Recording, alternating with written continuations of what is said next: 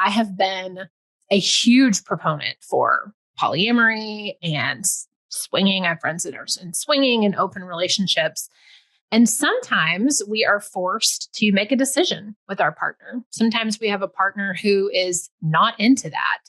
And so we're forced to make a choice to be in an open relationship or to be in a monogamistic relationship. And I was forced with that question this week. I had to make a decision. And so I'm excited to have Alexandra on today. And we're going to do a bit of more of a coaching style.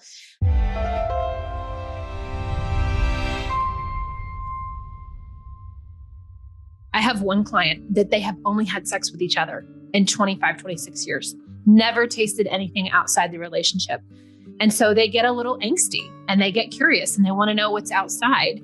And that's not necessarily my experience. I've had 2 ex-husbands and have great relationships with both. We consciously parent all the children together.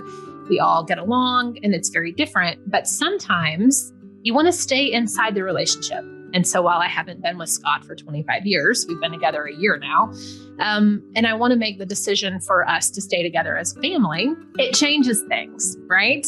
So Alexandra, I'm going to toss this back to you so we can kind of pick up where we started before we hit record. This incredibly tender tension in choosing between a relationship which requires monogamy and your heart and genital yearning for something very different. Before we go into that, I just want to establish one concept. Mm-hmm. So I'm going to step back from the coaching energy and just say that throughout the Western world, probably the whole world, the most common relationship advice that is given is that you need to compromise. If you want a great marriage, compromise is the way to do it. Compromise is what it takes to be happy. Mm-hmm. That is completely wrong. If you want a bland, pleasant companionship, then compromise is absolutely the recipe to get you there. But if you want a dynamic, passionate, juicy, intimate marriage, then uncompromising intimacy is essential. And I need to define uncompromising because uncompromising does not mean you always get your way. I'm not saying the way to a great relationship for you now is to say, you know what?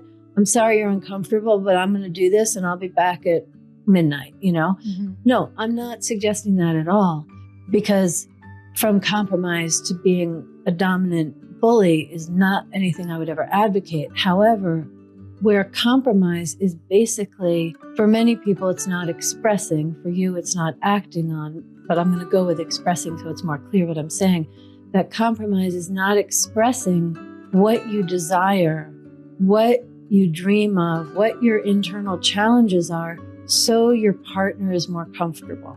And when it comes to being uncompromising, the key is to bring all of who you are, to be able to say anything and have your partner hear it. Then what happens remains to be seen.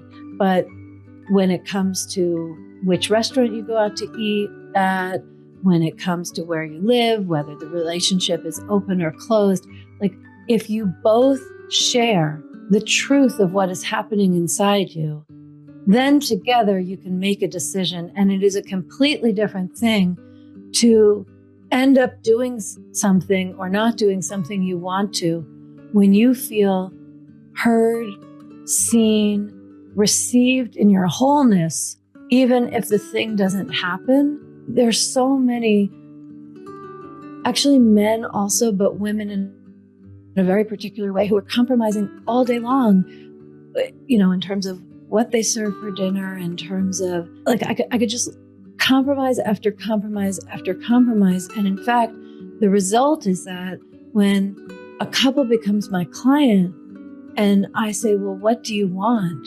It very often, the woman doesn't know. And I'll say, she'll say a bunch of things that's good for the family, that's good for her husband, in a heteronormative context. And I'll say, yeah, but what do you want for you?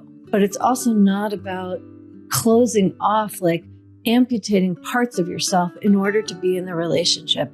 Because if you have amputated parts of yourself, that's dramatic, but it's actually real, then there's no magic switch to flip when you get to the bedroom to be fully expressed and available for connection, and you bring all of yourself for the most passionate moments. That's just not available. It is in a one-night stand. It is early in dating. You don't even have to know your partner's name, and you can have an amazing sexual experience. But when you have a life together and you're in a committed relationship, everything which isn't sex essentially functions as foreplay, bringing you closer together or creating more barriers.